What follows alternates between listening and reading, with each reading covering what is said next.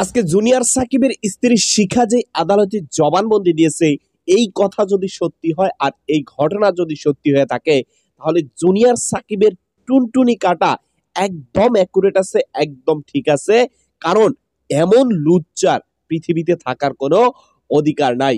দর্শক, এই মুহূর্তে আলোচনা সমালোচনার এক বড় ইস্যু হচ্ছে যে জুনিয়র সাকিবের টুনটুনি কেটে দিয়েছে তার স্ত্রী শিখা।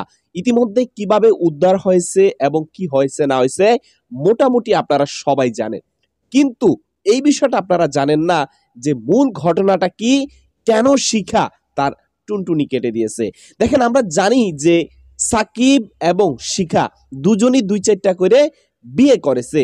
সাকিব শিখা এমন একটা জায়গায় বসবাস করত যেখানে শিখার এক পাশে ছিল এক স্বামী, আরেক পাশে ছিল অন্য স্বামী। মাঝখানের যে জায়গাটা, ওই জায়গাটাতেই সাকিব এবং শিখা বসবাস করত এবং বিভিন্ন সময় তার দুই স্বামীর সাথে দেখা হইতো। সম্মানিত দর্শকরা, এখন শিখার যেই জবানবন্দি আসছে, সে মূলত যেই কাজটা করেছে, সাকিবের চরিত্র একটু ভিন্ন টাইপের ছিল। সে বিভিন্ন সময় বিভিন্ন মেয়েদের দিকে তাকাইতো এবং মেয়েদের কাছে যাইতো, এমনটা দাবি করেছে প্রথম অবস্থায়।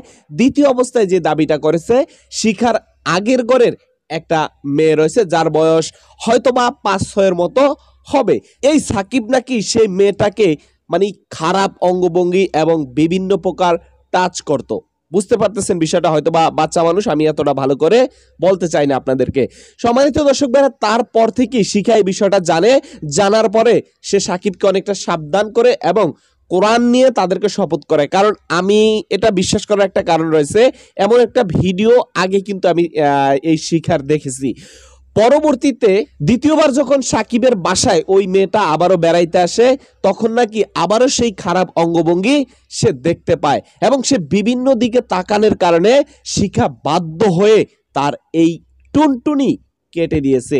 এখন এই টুনটুনির জোড়া বাংলাদেশে হবে কিনা এটাও এখন পর্যন্ত বলা যাচ্ছে না, হয়তোবা আমাদের পাশের দেশ ভারত গিয়ে হলেও হতে পারে। তবে এখন আরো একটা বিষয় হচ্ছে যে যেহেতু এখানে শিখা ধরা খেয়ে গেছে, দিন শেষে সে সত্য বলতে পারে, মিথ্যাও বলতে পারে।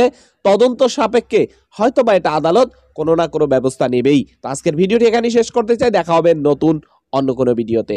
সবাই ভালো থাকবেন। আসসালামু আলাইকুম ওয়া রাহমাতুল্লাহি ওয়া বারাকাতুহু।